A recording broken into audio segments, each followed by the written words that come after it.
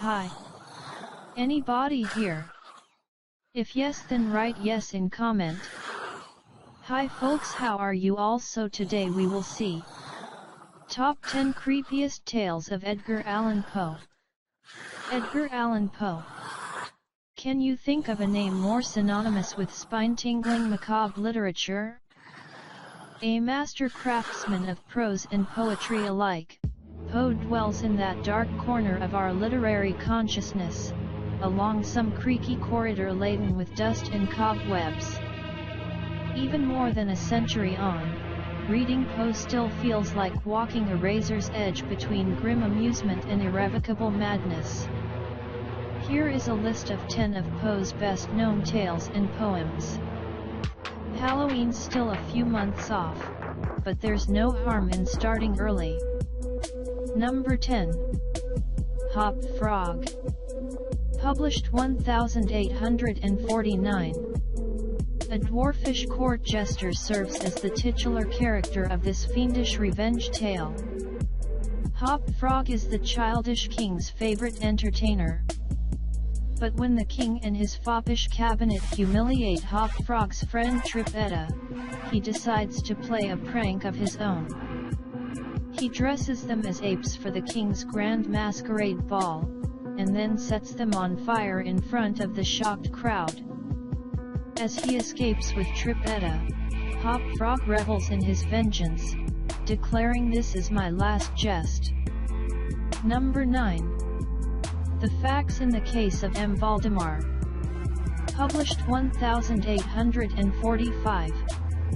In the mid-19th century, the pseudoscience of mesmerism was all the rage in the salons of America's bourgeois, and Poe made it the central theme of this gruesome short story.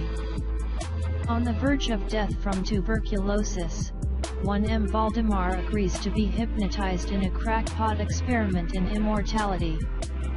Unfortunately for Valdemar, his soul becomes trapped in his now dead and increasingly yucky earthly remains. Definitely one of the more graphic Poe stories, and among one of several to deal with the terrors of deathly consciousness. Number 8. The Black Cat. Published 1843. The narrator and his wife own several pets. Among them is a large black cat named Pluto. One day, in a drunken rage, the narrator blinds Pluto in one eye, and then later hangs the cat from a tree. Mysteriously, the house burns to the ground, leaving a silhouetted mark of a cat hanging from a gallows. Later, our narrator acquires another cat eerily similar to Pluto.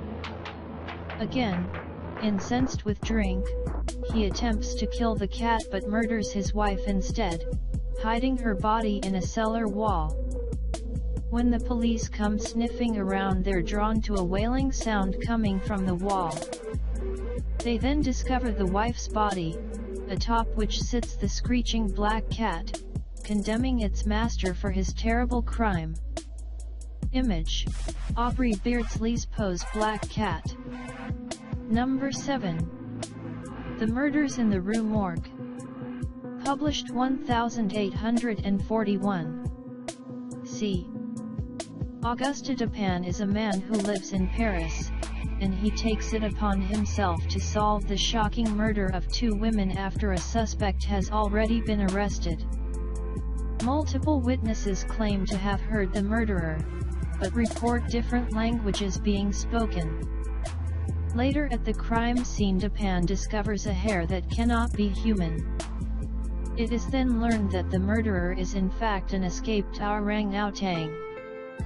This is considered to be the birth of the detective story. And face it, what's scarier than a massive, knife-wielding primate? Number 6. The Cask of Amontillado. Published 1846.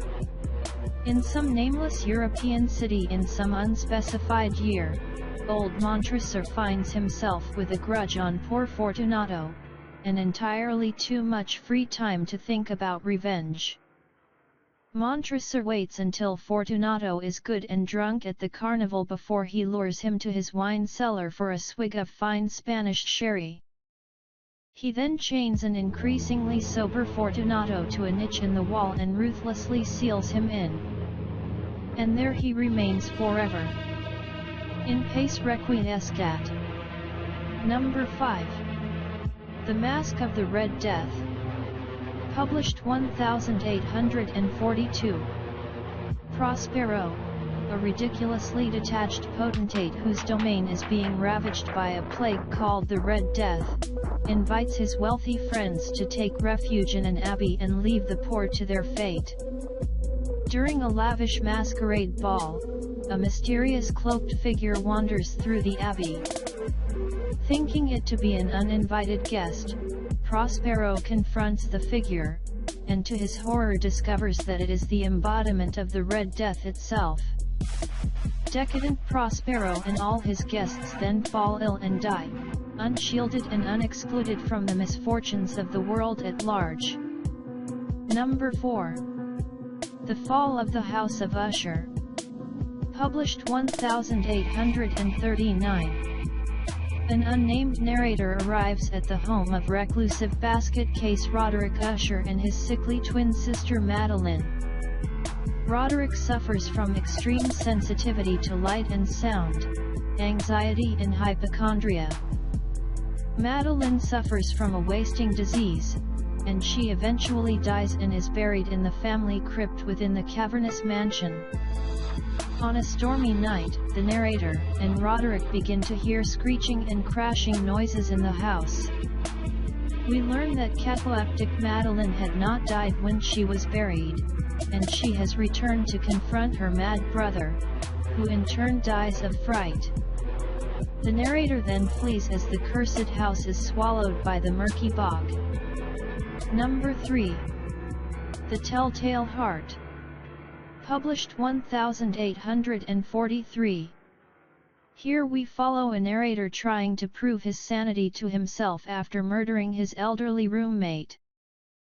Driven mad by the old man's vulture-like eye, the narrator slays him in his bed and hides the dismembered corpse beneath the floorboards.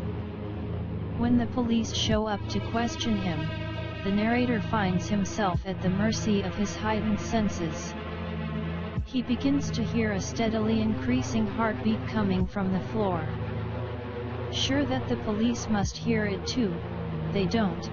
He confesses to the crime. Recounting the events, presumably to a judge, the murderer's innocence is less important than his sanity, or lack thereof. Number 2. The Pit and the Pendulum. Published 1842. This story follows the horrors endured by a prisoner of the Spanish Inquisition. Guilty of an unknown crime and placed in a completely dark chamber, the protagonist is subjected to tortures only Poe could dream up. Drifting in and out of consciousness, he discovers that he is strapped to a platform above which swings an slowly dropping pendulum blade. He eventually finds a way out and is saved by an unlikely rescue. This story is unique in that it relies almost entirely on senses such as sound to convey primal fear rather than the supernatural. The only visual descriptions are fleeting at best, and only serve to heighten the terror of what is unseen. Number 1. The Raven. Published 1845. This narrative poem is undoubtedly Poe's most famous work. Musical, mysterious, even maddening, Poe spins the tale of a grieving lover who is visited by a talking raven on a cold winter's night. At first, the narrator is curious as to the purpose of the raven's one word, nevermore.